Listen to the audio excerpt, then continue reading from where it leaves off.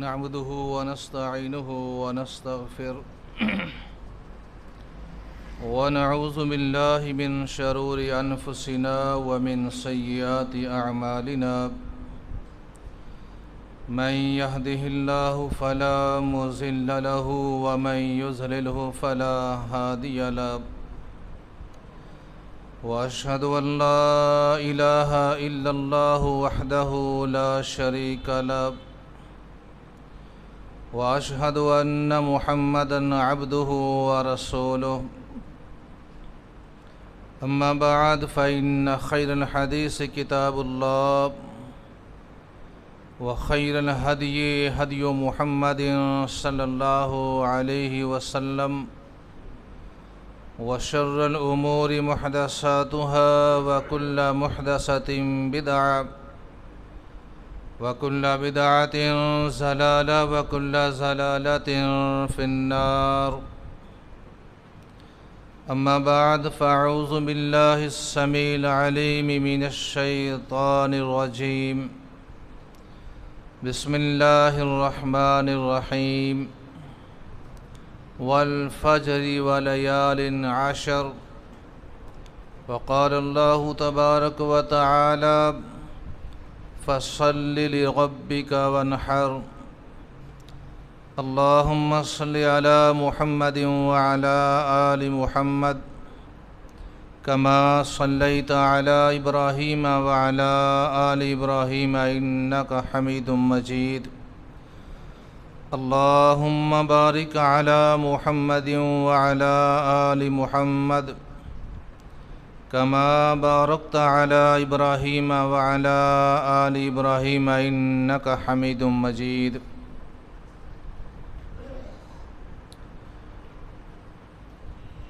اسلامی قمری مہینوں میں آخری مہینہ ذوالحجہ کا ہے جو شروع ہو چکا ہے۔ اس مہینے کی جو فضیلت ہے، ایک تو یہ مہینہ حرمت والے مہینوں میں شامل ہے۔ جنگ و جدل، لڑائی جھگڑا اس مہینے کے اندر کرنا منع ہے، حتیٰ کہ کفار اور مشرکین مکہ بھی اپنی تلواروں کو نیاموں میں ڈال لیتے تھے۔ دوسرا، اس مہینے کے بارے میں، اس مہینے کے پہلے عشرے کے بارے میں فرمایا کہ ان کے اندر کیے گئے اعمال ان 10 دنوں میں سال کے باقی دنوں سے زیادہ افضل ہیں۔ امام ابن حجر، جنہوں نے صحیح بخاری کی تفسیر میں فتح الباری لکھی ہے، فرماتے ہیں کہ یہ اس لیے ہے کہ ان 10 دنوں کے اندر تمام بڑی عبادات اکٹھی ہو جاتی ہیں۔ نماز پڑھتے ہیں، باقی دنوں میں بھی پڑھتے ہیں، روزہ رکھتے ہیں، کیونکہ یکم ذوالحجہ سے لے کے 9 تک روزہ رکھتے تھے رسول اللہ صلی اللہ علیہ وسلم۔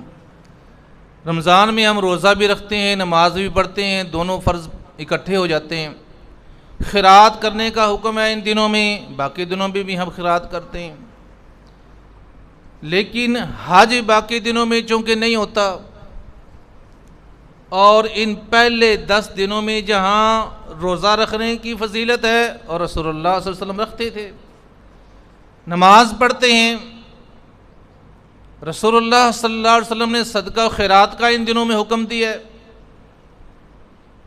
اس مہینے کے پہلے 10 دنوں میں قربانی ہے جو باقی دنوں میں نہیں ہے، عید ہے باقی دنوں میں نہیں ہے، حج ہے باقی دنوں میں نہیں ہے۔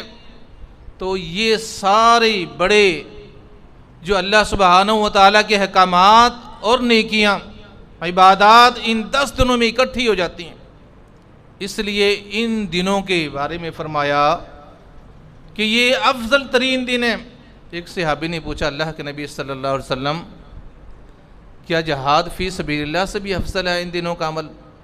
تو رسول اللہ صلی اللہ علیہ وسلم نے فرمایا ہاں، جہاد سے بھی فضیلت والا ہے وہ آدمی جو ان دنوں میں عمل کرتا ہے، سوائے اس مجاہد کے جو اپنا مال اور جان لے کے اللہ کے راستے میں علاء کلمت اللہ کے لیے نکلتا ہے، اور اللہ کے راستے میں جان بھی لگا دیتا ہے، مال بھی لگا دیتا ہے، ایسا مجاہد تو افضل ہے۔ امام ابن تیمیہ رحمۃ اللہ علیہ سے پوچھا گیا کہ رمضان کا آخری عشرہ افضل ہے یا ذوالحجہ کا پہلا عشرہ یہ افضل ہے؟ تو امام ابن تیمیہ رحمۃ اللہ علیہ فرمانے لگے راتیں رمضان کی افضل ہیں اور دن ذوالحجہ کے افضل ہیں۔ یہ کرنے کے اعمال ہیں۔ صحابہ چاند دیکھتے ہی ابن عمر رضی اللہ تعالیٰ عنہ بازار میں نکل جاتے، بلند آواز سے تکبیریں کہتے۔ آج کے دور میں اگر کوئی بندہ ایسے نکل جائے پہلا فتویٰ لگے گا کہ پاگل ہے، ہمیں نہیں پتہ۔ دوسری طرف سے اگر سوچیں گے تو کہیں گے کہ یہ ہم سے افضل ہے اور ولایت کے درجے پہ فائز ہے اس لیے کر رہا ہے۔ نہیں، صحابہ کا مشن کیا ہوتا تھا؟ وہ کیوں نکلتے تھے؟ بازار والوں کو پتہ چل جائے، بعض اوقات کاروبار میں پتہ نہیں چلتا، وہ اپنی زندگی میں مصروف ہوتا ہے، چاند نظر آ گیا نہیں آیا، سب لوگ دھیان نہیں رکھتے، بازاروں میں نکلتے، تکبیرات کہتے، اور ان کی تکبیریں سن کے لوگ بازار والے بھی تکبیرات کہتے۔ ایسا مہینہ، ایسا یہ دن ہے، بازار میں بیٹھا ہوا بندہ بھی تکبیریں، اللہ کی حمد، لا الہ الا اللہ، سبحان اللہ، اللہ اکبر یہ پڑھ رہا ہے، یا دوسری تکبیریں جو احادیث سے ثابت ہیں وہ پڑھ رہا ہے، مسجد میں بیٹھا ہوا پڑھ رہا ہے، مسافر جا رہا ہے وہ پڑھ رہا ہے، گھر میں بندہ بیٹھا ہوا پڑھ رہا ہے۔ تو یہ وہ دن ہے جس میں اللہ کی تمہید، اللہ کی بڑائی، اللہ کی جو ہے تعریف کی جائے اور روزے رکھے جائیں۔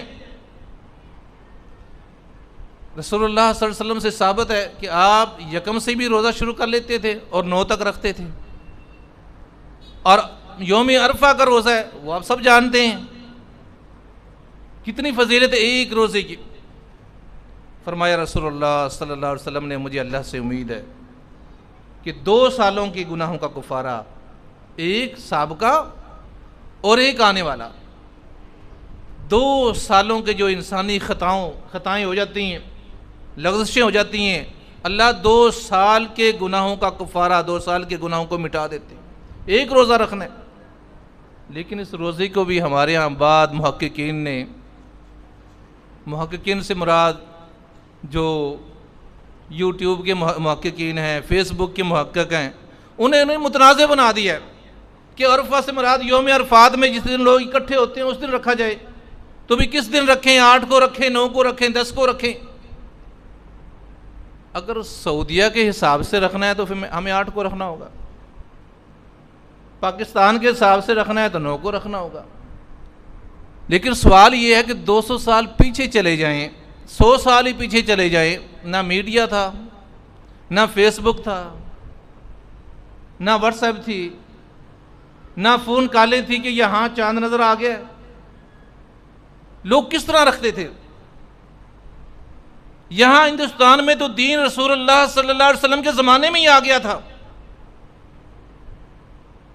صحابہ کے دور میں آ گیا تھا، صحابہ کی زندگی میں ملتان تک فتح ہو گیا تھا۔ رسول اللہ کے دور میں فتح تو نہیں ہوا تھا لیکن مسلمان موجود تھے۔ وہ کیسے روزہ رکھتے تھے عرفہ کا؟ کون سی ٹیکنالوجی تھی جو بتاتی تھی کہ آج عرفہ ہے، آج لوگ عرفات میں جمع ہیں، آج تم روزہ رکھ لو؟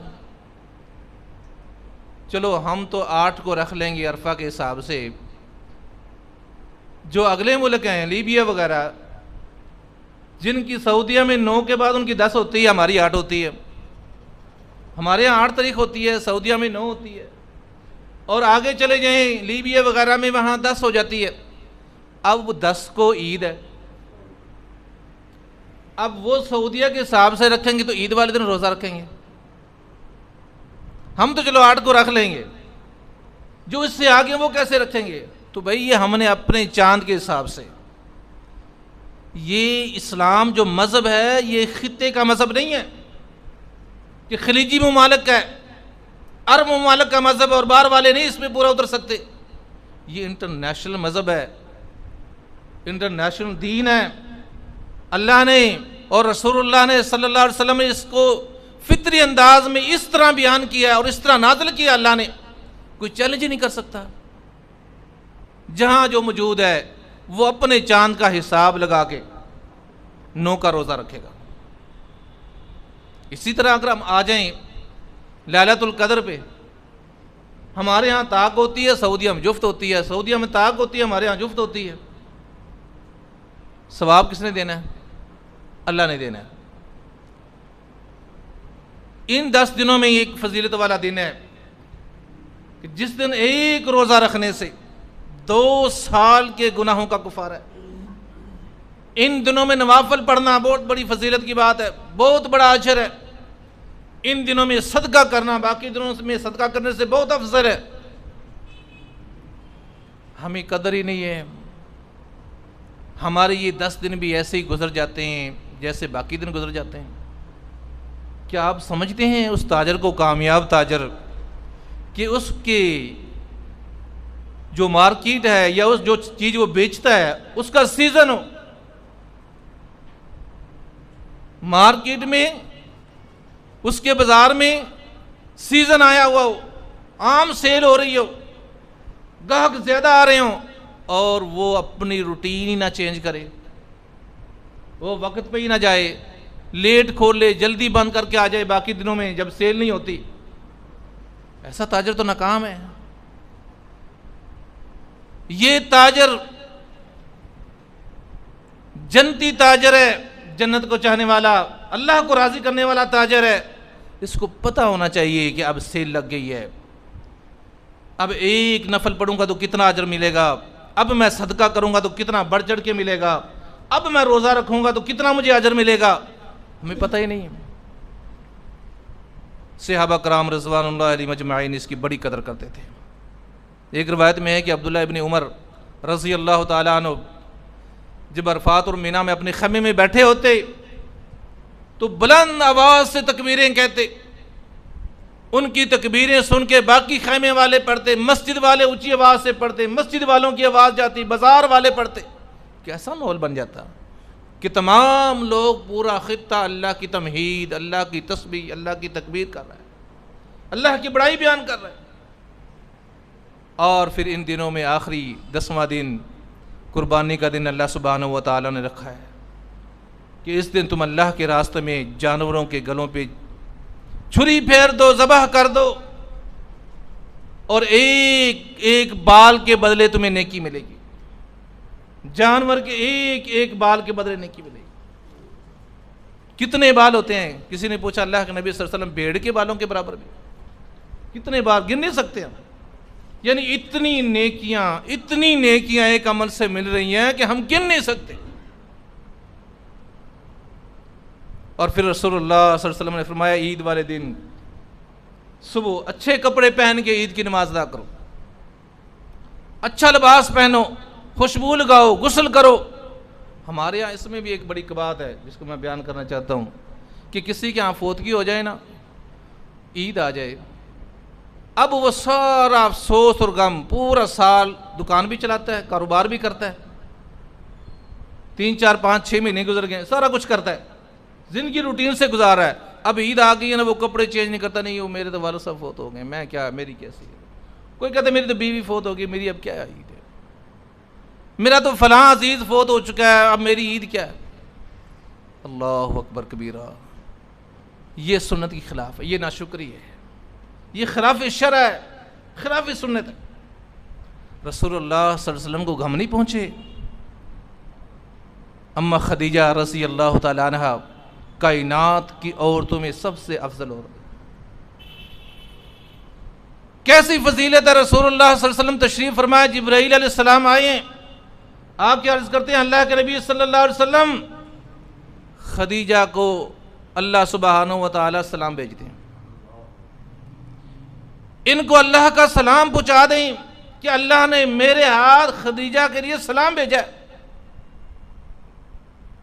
مسلمان ہوئی، رسول اللہ صلی اللہ علیہ وسلم کے قدموں میں سارا مال ڈال دیا اور اللہ کے حضور سجدہ کیا کہ اللہ اس کو قبول فرما لے۔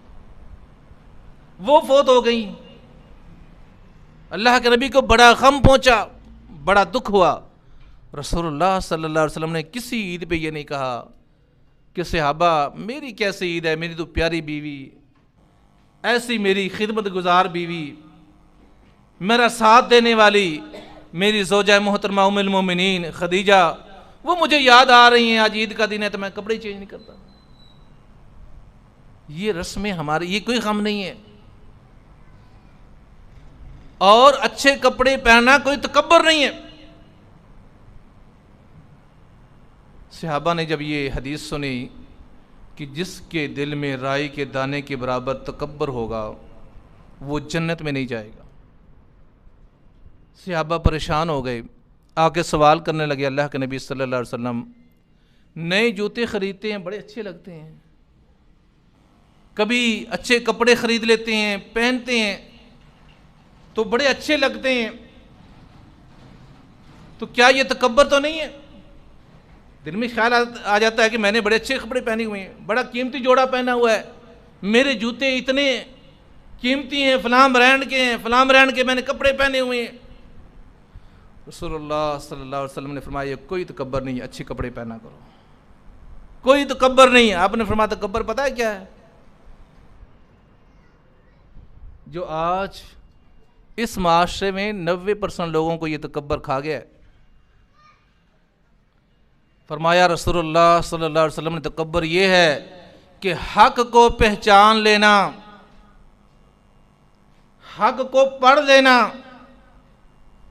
حق کو سن لینا اور پتہ چل جائے کہ یہ اللہ کے نبی کا فرمان ہے، یہ قرآن کی آیت ہے، اب اس پہ عمل اس لیے نہ کرنا کہ لوگ کیا کہیں گے، اس پہ عمل کرنا آر سمجھنا، اس پہ عمل کرنے سے روگردانی کرنا، رسول اللہ صلی اللہ علیہ وسلم نے فرمایا یہ تکبر ہے۔ اور اس حدیث کو سمجھانے کے لیے ایک لکھنے والے نے ایک مثال لکھی ہے، جو حدیث ہے رسول اللہ صلی اللہ علیہ وسلم کی، کہ تکبر کیسے ہے، حق کو پہچان لینا یا حق سن لینا کسی سے، یا خود حق پڑھ لینا، یا کوئی آپ کو بتا رہا ہے اور آپ کو پتہ چل گیا کہ واقعی یہ حق ہے لیکن میں اس پہ عمل نہیں کر سکتا، روگردانی کر جاتا ہے۔ ابو طالب کی موت کا واقعہ لکھا ہے اس کی مثال پہ، کہ رسول اللہ صلی اللہ علیہ وسلم کو جو پتہ چلا ابو طالب نزاع کی حالت میں ہے، سکرات میں چلا گیا ہے، آپ تشریف لائے، آپ نے دیکھا کہ کمرہ کھچا کھچ بھرا ہوا ہے، سردار بیٹھے ہیں، برادری بیٹھی ہے، رسول اللہ صلی اللہ علیہ وسلم نے، حدیث میں آتا ہے کہ دروازے سے دیکھا کہ ابو طالب کے جو لیٹنے کا تختہ یہ چارپائی تھی اس کے سرانے ایک بندے کی بیٹھنے کی جگہ، آپ آہستہ آہستہ لوگوں سے گزرتے ہوئے بڑے تحمل سے، کسی کو دھکے دیتے ہوئے نہیں، بڑے آہستہ آہستہ گزرتے ہوئے جب وہاں پہنچے بیٹھنے کے لیے، ابو جہل دیکھ رہا تھا، فوراً اٹھا اور اس جگہ پہ بیٹھ گیا۔ بد اخلاق تھا، بد کردار تھا، بے ادب تھا، یہاں رسول اللہ صلی اللہ علیہ وسلم کا ادب نہیں کیا، بدتمیزی کی ہے کہ آپ بیٹھنے لگے اور وہ پہلے بیٹھ گیا۔ حیا آنی چاہیے تھی، آپ کو بیٹھنے کی جگہ دینی چاہیے تھی، بیٹھ گیا۔ رسول اللہ صلی اللہ علیہ وسلم بڑے نرم مزاج، آپ تو کسی کو تکلیف نہیں دیتے تھے، آپ سرانے کھڑے ہیں، ابو طالب کے سرانے کی طرف کھڑے ہیں، اور جھک کے آپ نے ابو طالب کے کان میں کہا یا عمی، اے میرے چچا جان، یہ کلمہ لا الہ الا اللہ محمد رسول اللہ میرے کان میں کہہ دے۔ آپ نے ان کا سب کو سنا دے، میرے کان میں کہہ دے قیامت کے روز میں اس کلمے کو اپنے ہاتھ کی ہتھیلی پہ رکھ کے اللہ کے ہاں پیش ہو جاؤں گا کہ باری تعالیٰ میرے چچا نے کلمہ میرے کان میں پڑھ لیا تھا، میں گواہ ہوں، میں جب کلمہ لے کے پیش ہوں گا اللہ آپ کو معاف کر دیں گے۔ ابو طالب نے آنکھیں کھولی اور کہنے لگا محمد صلی اللہ علیہ وسلم، بھتیجے مجھے پتہ ہے تیرا دین سچا ہے، یعنی پتہ چل گیا ہے تیرا رب سچا ہے، تو اللہ کا رسول بھی ہے،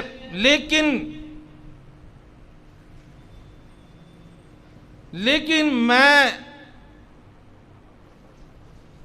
جہنم کو ترجیح دیتا ہوں۔ دو الفاظ کہے، اس نے کہا کہ مجھے پتہ ہے اب میری جان نکلنے والی ہے، میرے سامنے دو چیزیں میرے سامنے، آج ہمارے سامنے بھی دو چیزیں ہیں، میرے سامنے دو چیزیں ہیں، میں اپنے سامنے آگ بھی دیکھ رہا ہوں، مجھے آگ نظر آ رہی ہے، جہنم کی آگ تیرا یہ کلمہ نہ پڑھنے کی وجہ سے، اور دوسری چیز جو مجھے نظر آ رہی ہے کہ اگر میں تیرا کلمہ پڑھ لوں تو یہ برادری بیٹھی ہوئی ہے، یہ تانے ماریں گے، آر نظر آ رہی ہے، آر دلائیں گے کہ ابو طالب نے موت کے ڈر سے بھتیجے کا کلمہ پڑھ دیا۔ دو چیزیں مجھے نظر آ رہی ہیں، جہنم بھی مجھے نظر آ رہی ہے، مجھے آر نظر آ رہی ہے، لیکن میرے بھتیجے میں جہنم کی آگ کو قبول کرتا ہوں، آر کو قبول نہیں کرتا۔ میں جہنم میں جانا پسند کرتا ہوں، میں کلمہ پڑھ کے لوگوں کے تانے اور مینے نہیں سن سکتا۔ یہ تکبر ہے، یہ تکبر کی مثال ہے۔ ایک حدیث پڑھ دی آپ نے اور آپ کہیں کہ نہیں یہ حدیث تو ٹھیک ہے، لیکن چونکہ میرا امام، میرا قبیلہ، میری فیملی، میرا کنبہ، میری مسجد، میرا عقیدہ، میری پرانی رسم و رواج چھٹ جائیں گے۔ کہاں گئے آپ؟ نبی کا خون، نبی کا چچا، خون کا رشتہ دار، وہ کہے کہ برادری کی یار مجھے نظر آ رہا ہے کہ تو حق پہ ہے لیکن برادری کی وجہ سے نہیں قبول کرتا۔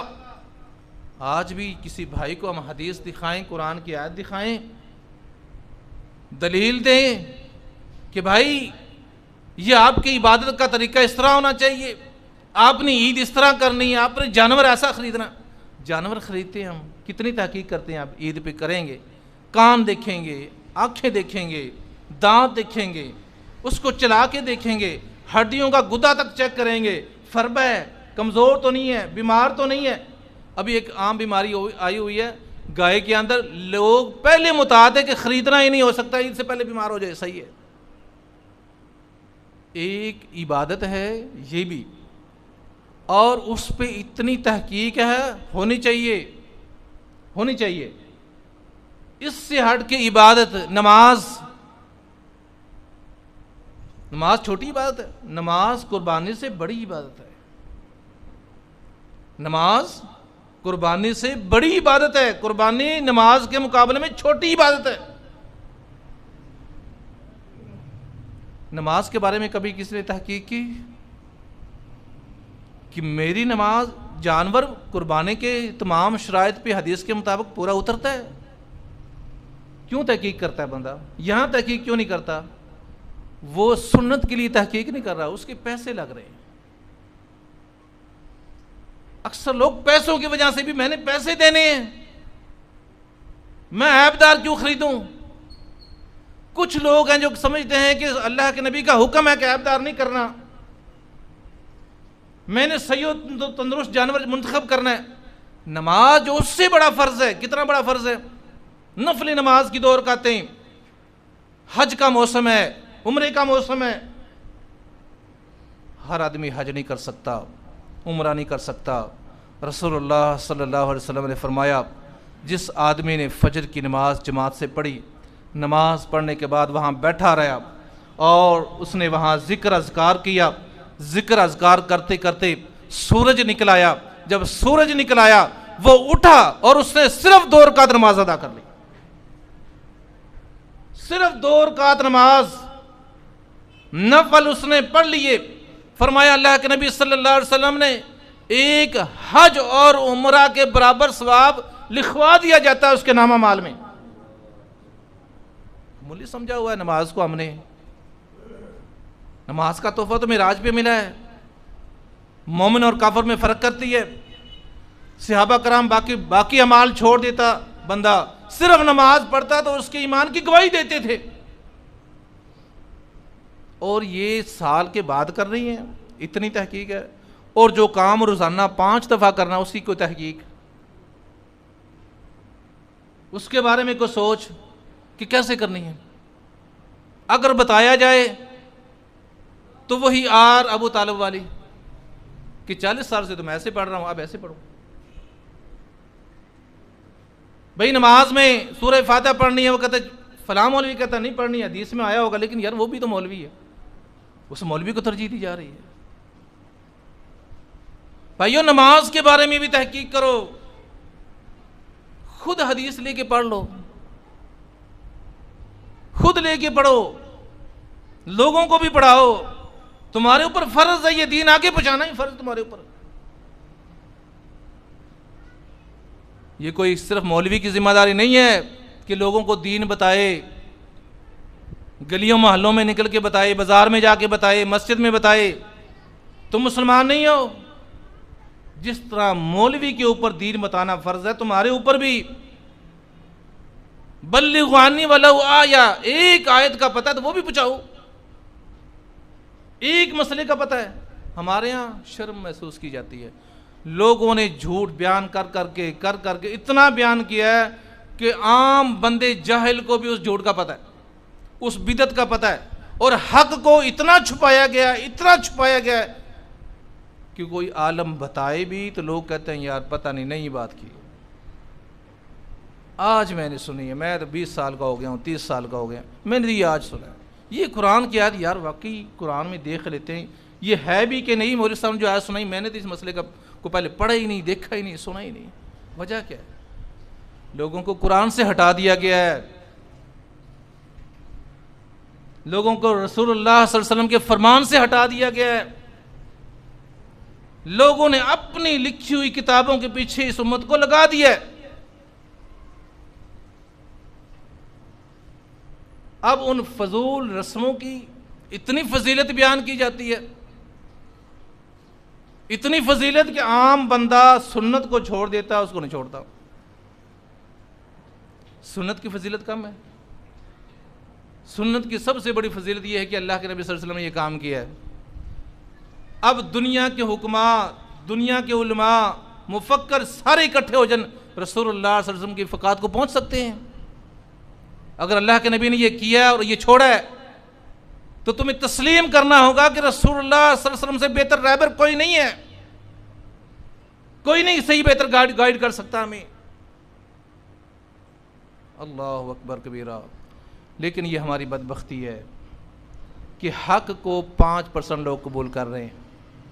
ہمارے معاشرے میں 95% لوگ اس حق کو اجنبی سمجھتے ہیں، بیگانہ سمجھتے ہیں، نیا سمجھتے ہیں۔ لیکن کوئی نئی بات ہی سناتے ہو تم، حالانکہ یہ سب سے پرانا ہے۔ کوئی کسی امام کے پیچھے لگا ہوا ہے تو وہ محمد صلی اللہ علیہ وسلم سے پہلے نہیں آیا، کوئی کسی فقیہ کے پیچھے لگا ہوا ہے تو وہ محمد صلی اللہ علیہ وسلم سے پہلے نہیں آیا، کوئی اپنے کسی مرشد کے پیچھے لگا ہوا تو محمد صلی اللہ علیہ وسلم سے پہلے نہیں آیا۔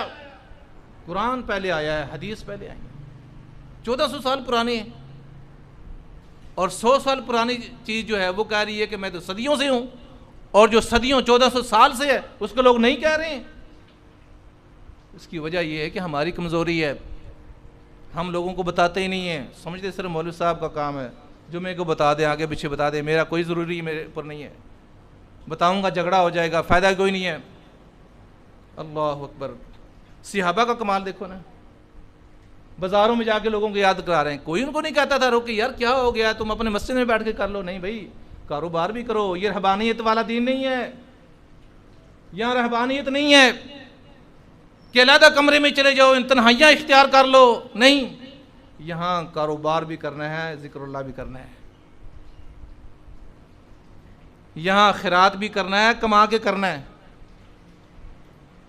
یہاں اپنا رزق بھی کمانا ہے، لوگوں کے حقوق بھی ادا کرنے ہیں، اور یہاں اللہ کی عبادات بھی کرنی ہے۔ یہی اسلام ہے۔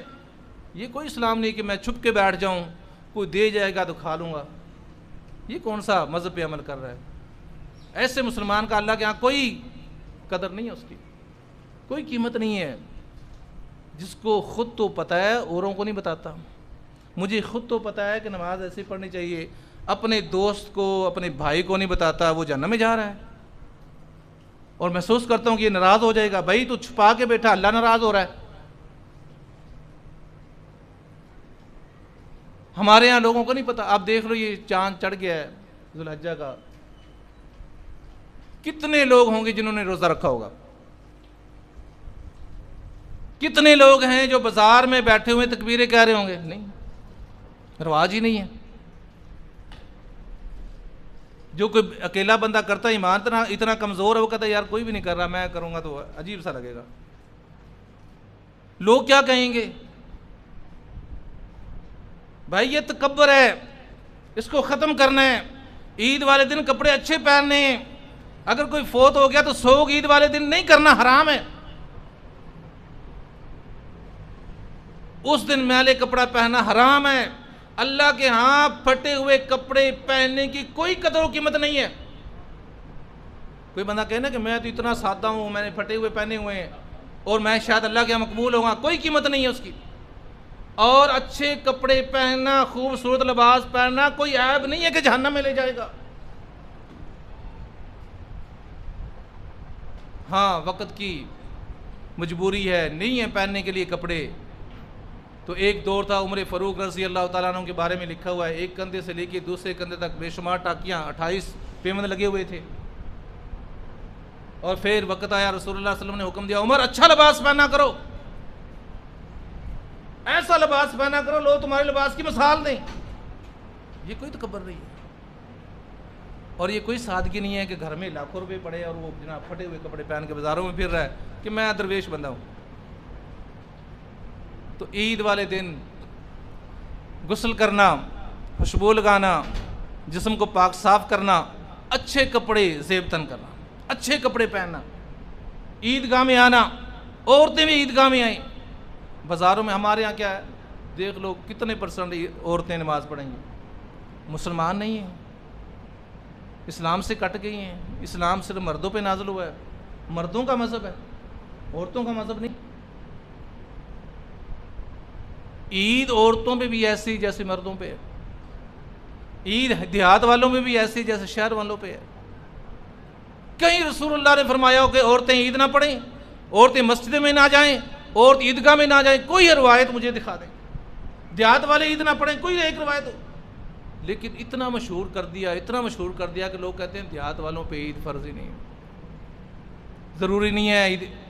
اور یہاں تک فتوے دے دیے کہ اگر صبح صبح گوشت کھانے کو دل کرے تو اپنی قربانی دیہات میں بھیج دو، عید پڑھنے سے پہلے وہاں ذبح کرا کے، کیونکہ وہاں عید نہیں ہے، وہاں کسی وقت بھی کر سکتے ہو، ذبح کرا کے لے آؤ اور کھا کے عید کی نماز پڑھ لو۔ بھائی یہ طریقہ کون سی حدیث کا ہے؟ کیا رسول اللہ کے دور میں دیہات نہیں تھے؟ کیا یہ سیاست صحابہ کو نہیں آتی تھی؟ جو اتنے بڑے بڑے ملک چلا رہے تھے صحابہ، اتنی جنگیں، بڑی بڑی سلطنتوں کے سامنے کھڑے تھے، ان کو نہیں پتا تھا کہ دیہات میں ذبح کرا لیں؟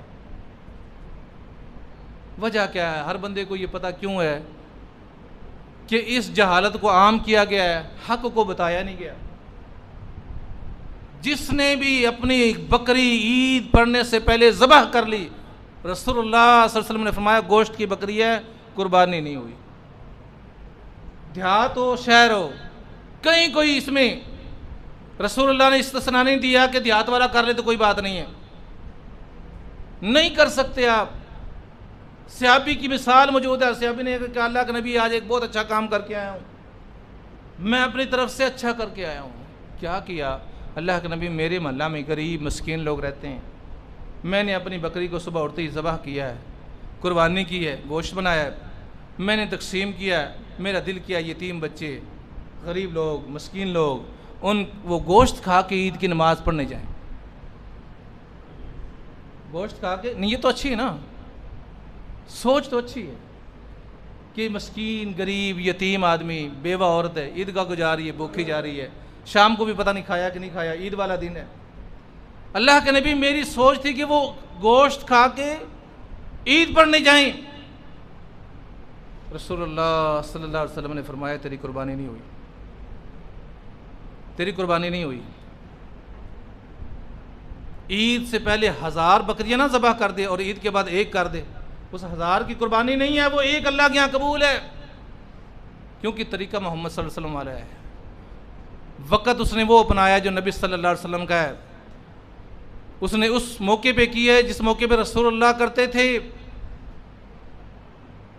اپنی طرف سے نیکی کرنا اور شیطان اس کو جتنا مرضی مزین کر دے، دل کو بہائے، دل کو اچھی لگے، وہ نیکی نہیں ہے،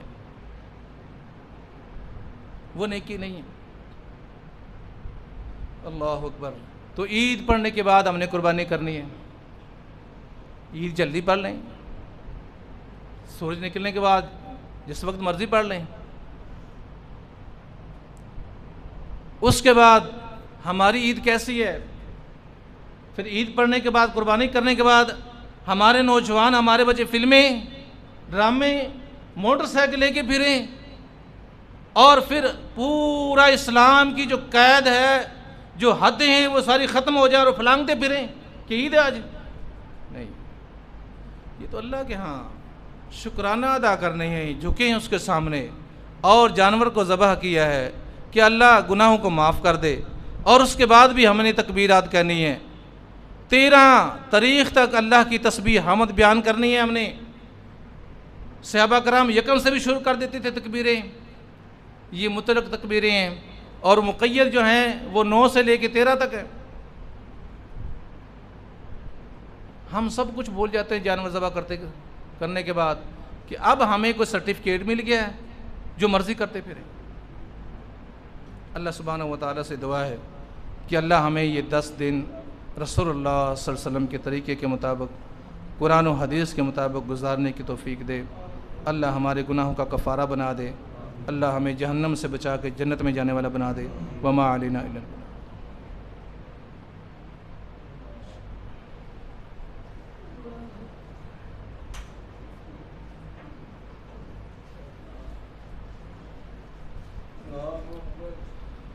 ان الحمد للہ نعبده ونستعینه ونستغفر ونعوذ باللہ من شرور انفسنا ومن سیئات اعمالنا من يهده الله فلا مضل له ومن يضلل فلا هادي له واشهد ان لا اله الا الله وحده لا شريك له واشهد ان محمدا عبده ورسوله. اما بعد فان خير الحديث كتاب الله وخير الهدي هدي محمد صلى الله عليه وسلم وشر الأمور محدثاتها وكل محدثة بدعة وكل بدعة ضلالة وكل ضلالة في النار. أما بعد فأعوذ بالله السميع العليم من الشيطان الرجيم. بسم الله الرحمن الرحيم.